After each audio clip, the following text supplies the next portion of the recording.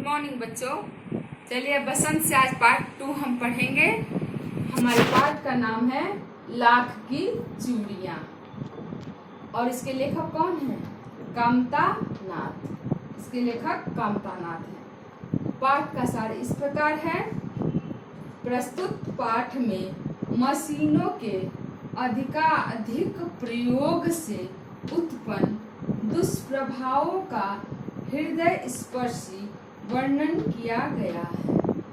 मशीनों के बढ़ते प्रयोग को एक ओर जहां विकास का सूचक माना जाता है, वहीं दूसरी ओर लघु एवं कुटीर उद्योगों पर कितना बुरा प्रभाव पड़ता है, यही इस पाठ का वर्ण विषय है।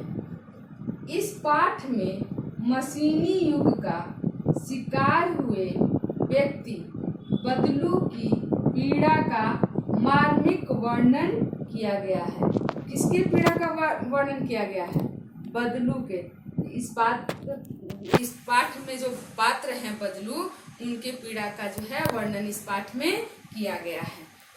चलिए अब इसके पहले सबसे पहले आप पाठ से पहले आप एक बार शब्दार्थ जरूर जो है पढ़ लीजिएगा। उसके बाद जो पाठ पढ़िएगा। शब्दार्थ पढ़ने से आपको कठिन शब्दों के बारे में मालूम पड़ जाएगा।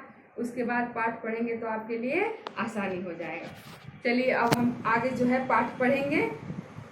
लेखक यहाँ क्या बोल रहे हैं? सारे गांव में बदलू मुझे सबसे अच्छा लगता था। लेखक जब अपने मामा के घर जाते थे तो वहाँ सबसे मिलना तुमको अच्छा लगता ही था, लेकिन सारे गांव में बदलू से मिलना उन्हें सबसे ज्यादा अच्छा लगता था। क्यों लगता था? क्योंकि वो मुझे सुंदर सुंदर लाख की चूड़ियाँ दिया करता था।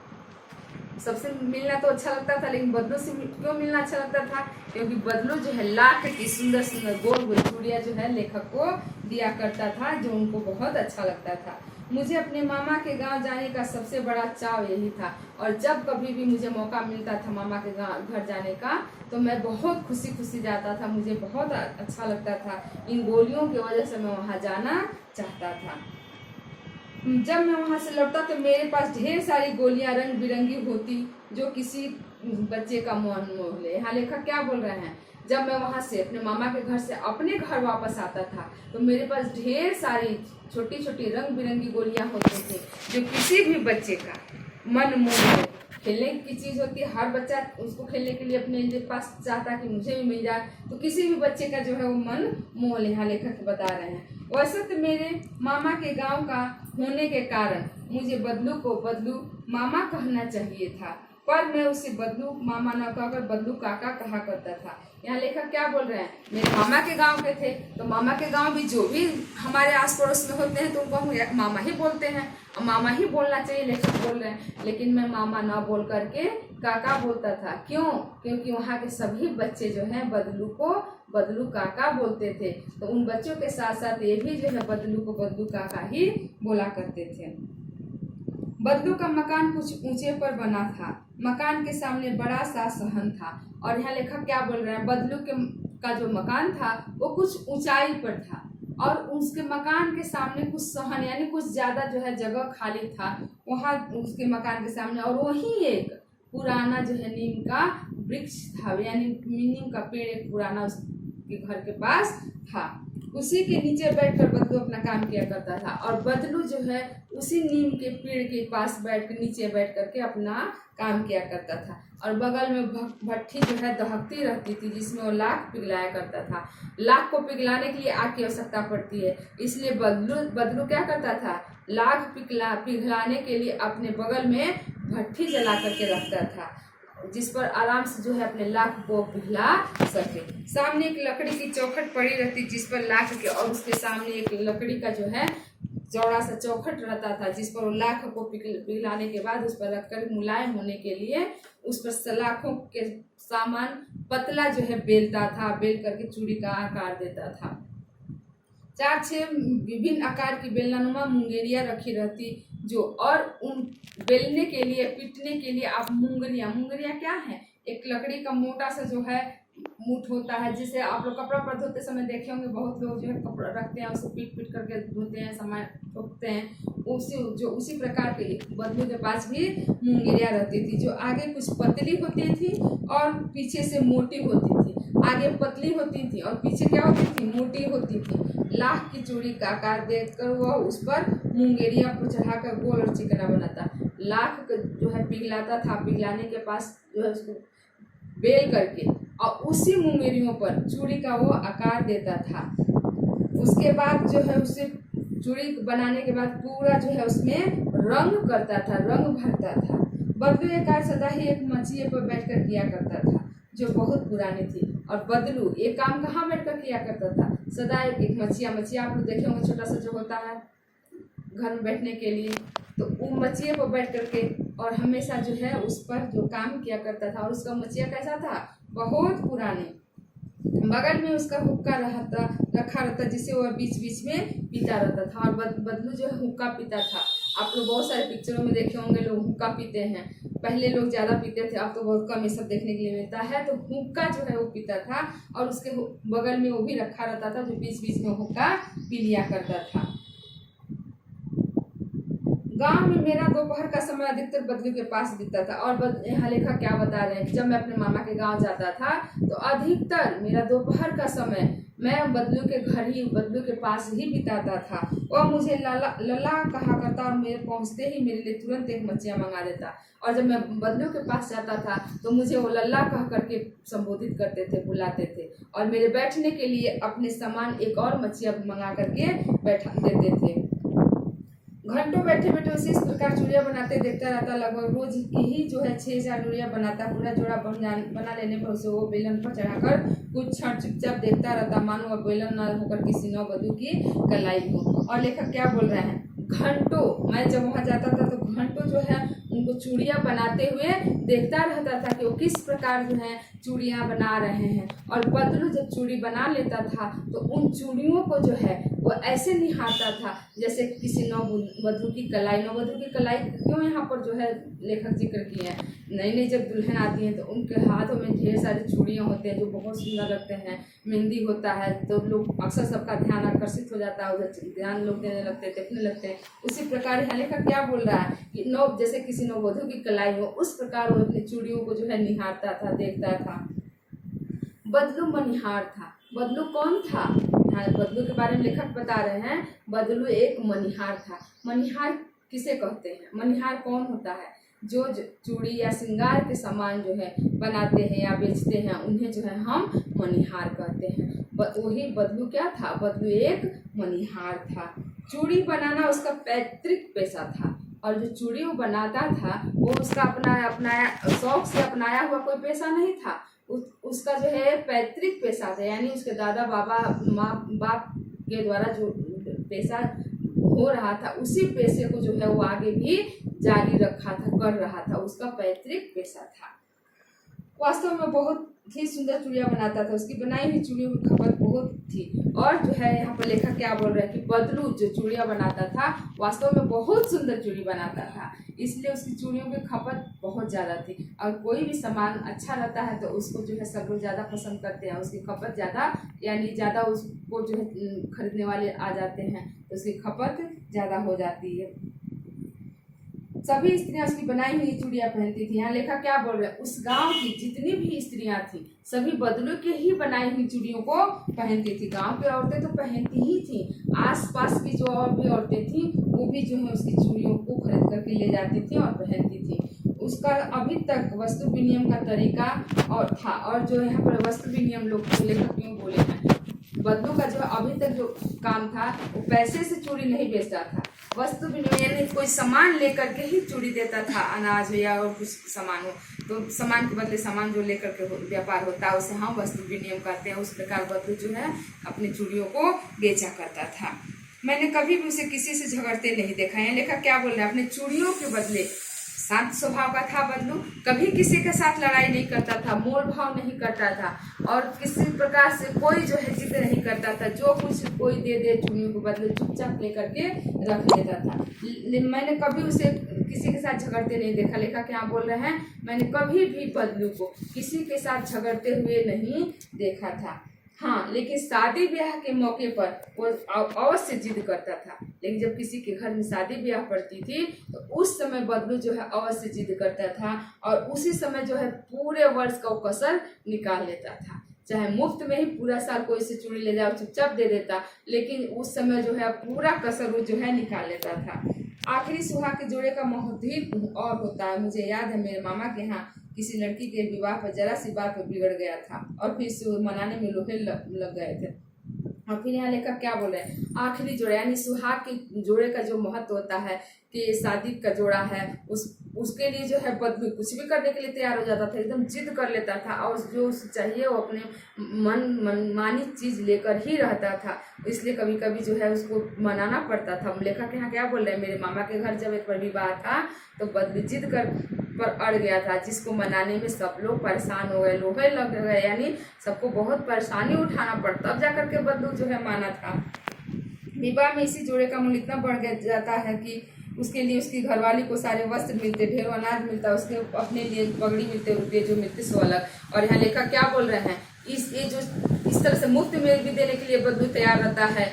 किसी अनाज के बदले में भी थोड़ा सा अनाज कोई दे दो उसके बदले में भी चूड़ी देने के लिए तैयार रहता है। लेकिन विवाह के मौके पर इन चूड़ियों की इतनी कीमत पड़ जाती है कि बदलू जो है उसके लिए एकदम जिद कर देता है और किसी भी कीमत पर जो है अपनी आवश्यकता अपनी जिद को पूरा करा के ही रहता था, ऐसे नहीं देता था चूड़ी। अब देखने से पता चलता है कि अब जिद करता था जब तो वो क्यों जिद करता था और उसमें क्या उपहार स्वरूप उसको ढेर सारे जो है सामान मिल जाते थे। उस समय जो है जिद पर अपने लेता था अपने घरवाली के लिए कपड़े, अपने लिए पगड़ी और अनाज, रुपये, पैसे सब कुछ जो है मिल जाता था। यदि संसार में बदलू वो किसी बात से चिढ़ती तो होती कांच की चूड़ियों से। और संसार में बदलू बहुत सीधा साधा सच्चा इंसान था, लेकिन अगर संसार में किसी चीज से उसे परेशानी थी, चिढ़ थी तो किससे थी, कांच की चूड़ियों से थी। यदि किसी स्त्री के हाथों में से कांच की चूड़ियां दिख जाती थी तो वह अंदर ही अंदर कुढ़ उठता था और कभी कभी तो दो चार बातें भी सुना देता था। और बदलू इतना चिढ़ता था कांच की चूड़ियों से कि अगर किसी स्त्री के हाथ में भी उसको कांच की चूड़ी दिख जाए तो अंदर अंदर वो कुढ़ जाता था। कभी कभी अपने क्रोध को, अपने कुढ़न को छुपा नहीं पाता था तो दो चार बातें भी उनको सुना देता था। मुझसे तो वो घंटे बातें किया करता, कभी मेरी पढ़ाई के बारे में पूछता, कभी मेरे घर के बारे में पूछता और कभी यूं ही शहर के जीवन के बारे में। मैं उससे कहता कि शहर में सब कांच की चूड़ियाँ पहनते, तो उत्तर देता शहर की बात और है लल्ला, वहाँ तो सभी कुछ होता है, वहाँ तो औरतें अपने मर्द का हाथ पकड़कर सड़कों पर घूमती हैं और फिर उनकी कलाइयाँ नाजुक होती है ना, लाख की चूड़ियाँ पहने तो मोच ना आ जाए। तो मुझसे बदलू जो है घंटों बातें किया करता था, कभी मेरे पढ़ाई लिखाई के बारे में, कभी मेरे घर परिवार के बारे में, कभी जो है शहर के बारे में बातें किया करता था। तो मैं उससे कहता था कि शहर की औरतें तो अक्सर कांच की ही चूड़ियाँ पहनती हैं। तो वो उत्तर देता था कि लल्ला शहर की औरतों की बात ही कुछ अलग है, वहाँ की बात ना करो। शहर और देहात में जो है अंतर होता है, वहाँ की औरतों की कलाई जो है नाजुक होती है, वो अगर ये लाख की चूड़ियों का वजन जो है बर्दाश्त नहीं कर पाएंगी, इसलिए कांच की चूड़ियाँ पहनती है। और वहाँ की बात ही छोड़ो, वहाँ तो हाथ में हाथ डालकर स्त्री पुरुष जो है रोड पर घूमते, लेकिन ये सब गाँव में जो है नहीं होता है, तो इसलिए वहाँ की बात ही छोड़ दो, वहाँ की बात जो है निराली होती है। कभी कभी बद्दू मेरी अच्छी खातिर भी करता। जिस दिनों उसकी गाय का दूध होता वो सदा मेरे लिए मलाई बचा कर रखता, आम की फसल। और यहाँ लेखक क्या बोल रहा है, जब कभी कभी मैं बदलू के घर तो रोज ही जाता था, लेकिन कभी कभी बदलू क्या करता था, मेरी अच्छी खासी खातिर करता था, यानी जो है उसके घर में जो भी कुछ रहता था मेहमान समझ कर उसको है खिलाया पिलाया करता था। उस आम है गाय दूध देती थी, बदलू की है गाय थी, गाय दूध देती थी, उसका मलाई जो है उतार करके खाने के लिए देता था। उसके घर में पके आम होते थे वो देता था और दो चार जो है उसके साथ गोलियां भी देता था। परंतु इन सब बातों के अतिरिक्त जिस कारण वो मुझे अच्छा लगता वो यह कि लगभग रोज ही वह मेरे लिए 1-2 गोलियां बना देता था। ये सब तो था, आम देता था, मलाई खाने के लिए देता था। ये सब के अलावा मुझे सबसे ज़्यादा अच्छा क्या लगता था कि 2-4 जरूर मुझे जो है गोलियां बनाकर देता था, लाख की गोलियां। मैं बहुधा हर गर्मी की छुट्टी अपने मामा के यहाँ चला जाता। अक्सर ही जितनी बार मतलब गर्मी की छुट्टी पड़ती थी मैं अपने मामा के घर चला जाता था, और 1-2 महीना वहाँ रह करके जब स्कूल खुलता था तभी मैं वहाँ से वापस आता था। परंतु 2-3 बार ही मैं अपने मामा के यहाँ गया हूँ, और तभी मेरे पिताजी का एक दूसरे शहर ट्रांसफ़र हो गया। और यहाँ लेखक क्या बोल रहे हैं कि बस 2-4 बार ऐसा मतलब गया मैं, उसके बाद मेरे पिताजी का ट्रांसफ़र हो गया, जिसकी वजह से मैं वहाँ नहीं जा पाया। तब लगभग 8-10 वर्षों के बाद जब मैं वहाँ गया तो इतना बड़ा हो चुका था कि लाख की गोलियों में मेरी रुचि नहीं रह गई थी। और इसी क्रम में जब पिताजी का तबादला दूसरे शहर में हो गया, 8-10 साल बीत जाने के बाद जब मैं वहाँ अपने मामा के गांव गया तो मुझे लाख की चूड़ी गोलियों में कोई जो है रुचि नहीं रह गई थी, कोई इंटरेस्ट। उम्र बढ़ने के बाद बचपन की बातें जो है छूट जाती हैं, खेल कूद खत्म हो जाता है। उसी प्रकार लेखक भी क्या बोले कि मुझे रुचि नहीं रह गई। जब बच्चे थे तो उनको गोलियों लाख के गोलियों से खेलना अच्छा लगता था, और जब बड़े हो गए तो बोल रहे हैं कि मुझे रुचि नहीं रह गई थी। अतः गांव में होते हुए भी कई दिनों तक मुझे बदलू का ध्यान रहा। मामा के गांव में है लेकिन रुचि नहीं रहने के कारण इनके दिमाग में बदलू जो है आया ही नहीं, बदलू का ख्याल ही नहीं आया कि मैं इस गांव में आता था तो बदलू से मिलता था। ये भूल ही गए थे कि बदलू भी है इस गांव में। बिरले ही हाथों में मैंने लाख की चूड़ियाँ देखी। तब एक दिन सहसा मुझे बदलू का, और यहाँ इसी बीच क्या हुआ कि इनकी मामा की बेटी जो है फिसल करके गिर गई, उसके हाथ में कांच की चूड़ी जो है धंस गई। उसी समय सहसा जो है इनको बदलू का ध्यान आया, और ये जो है बदलू से मिलने के लिए उसके घर गए। बात यह हुई कि बरसात में उनके मामा की बेटी कलाई में चुभ जाने की वजह से इनको ध्यान आया। उसके बाद वो गए वहाँ पर। मेरे मामा उस समय घर पर न थे, मुझे ही उसकी मरहम पट्टी करनी पड़ी। तब सहसा मुझे बदलू का ध्यान आ गया। आज जो चूड़ी हाथ में टूट के धंस गई थी तो घर में कोई नहीं था, तो यही जो है अपने मामा की बेटी का हाथ में पट्टी मलहम किए। उस समय जो है इनका ध्यान जो बदलू की तरफ गया, और बदलू के घर के तरफ सीधे गए। बदलू से जा करके मिलने के लिए गए, और जा करके उनके घर पर जाने के बाद चबूतरे पर बैठ गए, और बैठ करके वहाँ पर बदलू को खोजने लगे, देखने लगे। फिर उसके बाद से बदलू आया तो उस बदलू को नमस्कार किए। उसके बाद बोले, बदलू भी बोला नमस्ते भैया। बदलू उनको पहचाना नहीं। उसने मेरी नमस्ते का उत्तर दिया और उठकर खाट पर बैठ गया, परंतु उसने मुझे पहचाना नहीं और देर तक मेरी ओर निहारता रहा। नमस्ते तो किए बदलू को, बदलू भी इनके नमस्ते का उत्तर दिया, लेकिन बदलू क्या हुआ, इनको पहचाना नहीं और इनको जो है निहारता रहा, एक टक जो है निहारता रहा। बड़े होने पर हमारे चेहरे वेहरे में भी परिवर्तन आ जाता है, तो बदलू इस कारण से नहीं पहचान पाया। लेकिन लेखक तो बदलू को पहचान गए, लेकिन लेखक को बदलू नहीं पहचान पाया। मैं हूँ जनार्दन काका, आपके पास से गोलियां बनवा कर ले जाता था। मैंने अपना परिचय दिया, और जो है यहाँ पर लेखक बोल रहे हैं कि मैं हूँ जनार्दन काका, मैं हूँ, और मैं आपके पास से गोलियां लेके जाया करता था, आप मुझे गोलियां देते थे। अपना परिचय इस प्रकार दिए। बदलू फिर भी चुप रहा, मानो अपने स्मृति पटल पर अतीत के चित्र उतार रहा हो। और तब एकदम बोल पड़ा, आओ आओ लल्ला, बैठो, बहुत दिन बाद गाँव आए हो। और कुछ देर तो बबलू बदलू जो है चुपचाप था कि कौन है, सोच रहा था, अपने स्मृति पर जो है जोर डाल रहा था। अचानक उसको नहीं याद आ रहा था। फिर जैसे ही उसको याद आया, खुश होकर के बोला, आओ आओ लल्ला, आओ बैठो। और उनके जिससे लल्ला बचपन में बोला करता था, उसी प्रकार फिर बोला कि आओ लल्ला बैठो, यहाँ पर बैठो, बहुत दिनों बाद तुम दिखाई दिए, बहुत दिनों बाद यहाँ तुम आए। हाँ, इधर आना नहीं हो सका काका, मैंने चारपाई पर बैठते उत्तर दिया। फिर मैंने बोला कि हाँ काका, आप सही बोल रहे हैं, मैं बहुत दिनों बाद आया हूँ, नहीं आ पा रहा था। कुछ देर फिर शांति रही। फिर मैंने इधर उधर दृष्टि दौड़ाई ना, तो मुझे उसकी मचिया ही नजर आई, न भट्टी। और फिर हम दोनों जो है शांत थे, एक दूसरे से कुछ नहीं बोल रहे थे, चारों तरफ शांति थी। फिर अचानक जो है मैं अपनी दृष्टि को इधर उधर दौड़ाने लगा, न मचिया थी न बगल में भट्टी थी। आजकल काम नहीं करते काका, मैंने पूछा। फिर जो है मैं ही बोला उनसे कि आजकल क्या आप कोई काम नहीं करते हैं, आपकी मचिया नहीं दिखाई दे रही, क्या बात है। नहीं लल्ला, काम तो कई साल से बंद है, मेरी बनाई हुई चूड़ियाँ कोई पूछे तब न। तो फिर जो है बदलू बोला कि नहीं लल्ला, काम तो बहुत दिनों से मैं बंद कर दिया हूँ, क्योंकि मेरी बनाई हुई चूड़ियाँ जो है कोई लेता ही नहीं है, कोई पसंद ही नहीं करता है। गाँव गाँव में कांच का प्रचार हो गया है। वह कुछ देर चुप रहा, फिर बोला, मशीनी युग है नहीं है लल्ला। फिर जो है बदलू बोला कि हाँ, पहले तो शहर में ही चूड़ियों, कांच की चूड़ियों की जो है लोग खरीदार करते थे और लेते थे। लेकिन अब गांव में भी जो है इसका प्रचार हो गया है, हर कोई अब गांव में भी जो है कांच की चूड़ियाँ ही पहनने लगा है।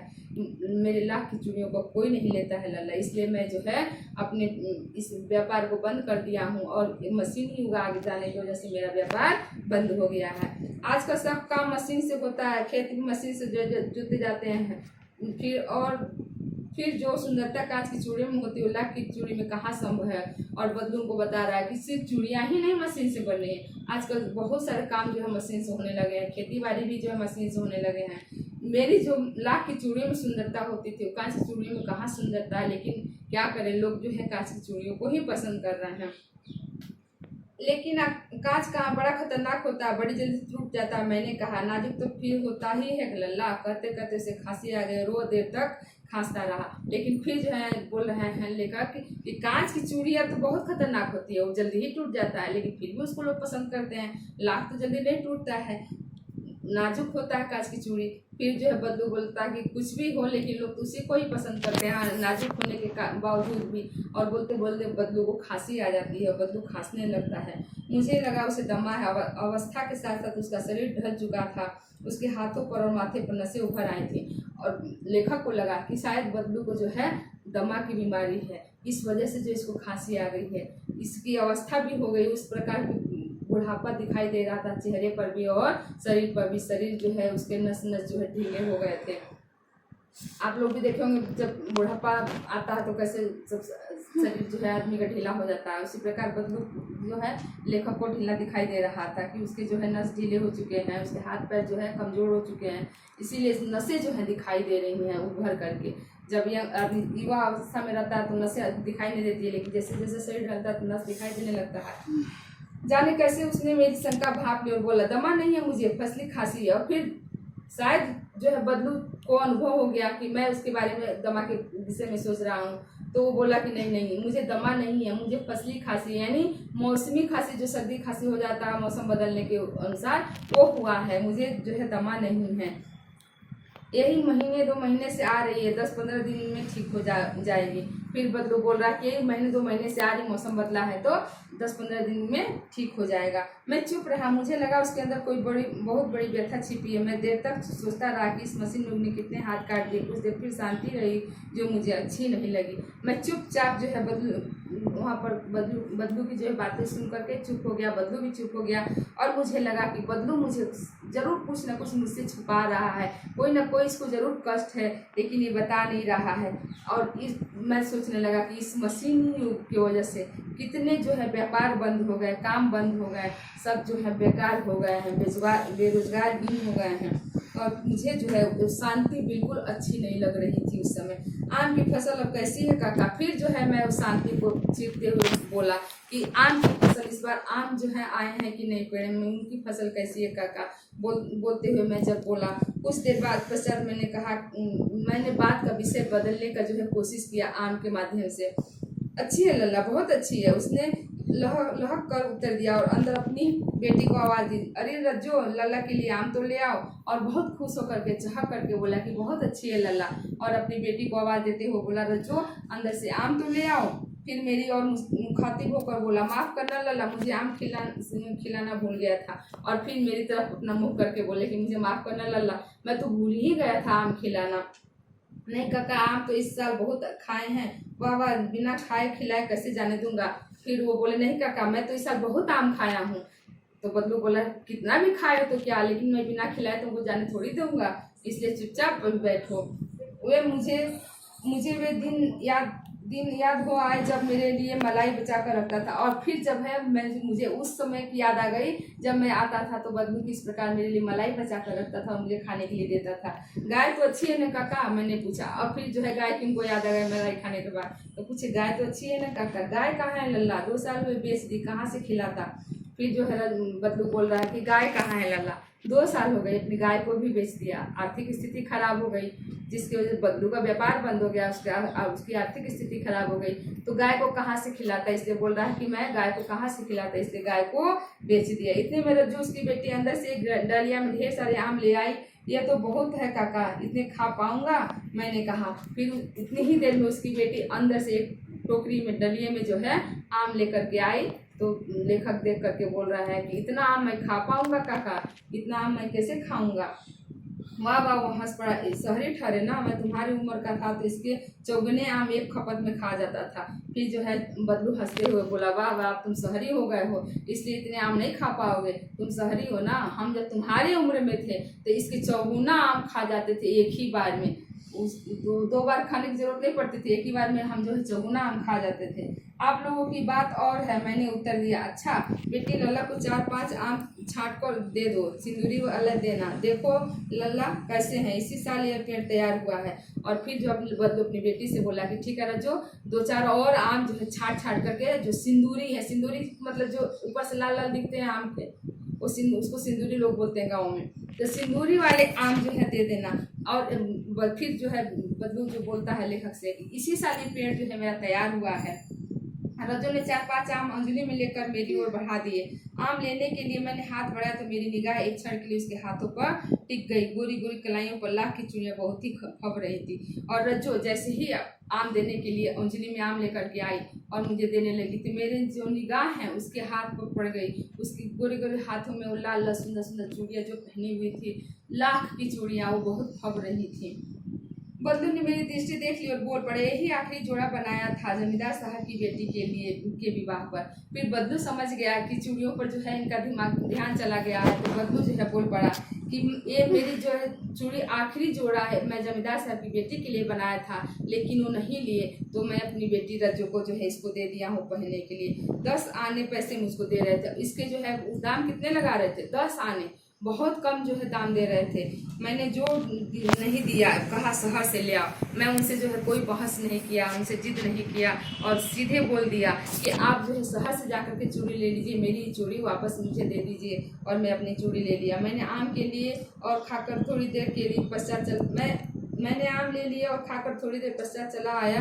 मुझे प्रसन्नता हुई कि बदलू ने हार कर भी हार नहीं मानी थी। उसका व्यक्तित्व कांच की चूड़ी जैसा न था कि आसानी से टूट जाए। यहाँ लेखक क्यों बोले हैं, आम खाया और जो आम जो दिया था बदलू वो ले लिए, और लेने के बाद प्रसन्नता के साथ वहाँ से आया और अंदर ही अंदर खुश हो रहे थे कि लाख समस्या आने के बाद भी बदलू जो है हारा नहीं है। अभी भी वो अपने स्वाभिमान के साथ जो है जीवित है, अभी भी जो है वो अपनी स्वाभिमान की रक्षा कर रहा है, हार कर भी नहीं हारा है। यानी जो है 10 आने को देने के लिए मजबूर नहीं हुआ था। उसकी मेहनत का अगर पूरा पैसा नहीं दे रहे थे जमींदार साहब तो चूड़ी नहीं दिया और अपनी चूड़ी को ले लिया, यानी हार कर भी वो नहीं हारा है। उसका व्यक्तित्व कोई कांच की चूड़ी जैसा नहीं था कि जो एक बार में टूट जाए। ये इस प्रकार आप इस बात को पढ़ लीजिएगा एक बार, और यहाँ पर शब्दार्थ दिया हुआ है, इसे भी कॉपी में करके लिख लीजिएगा। उसके बाद से जो है याद भी कर लीजिएगा। नेक्स्ट जो है पार्ट 2 में हम इसके जो है क्वेश्चन आंसर आप लोग को बताएंगे।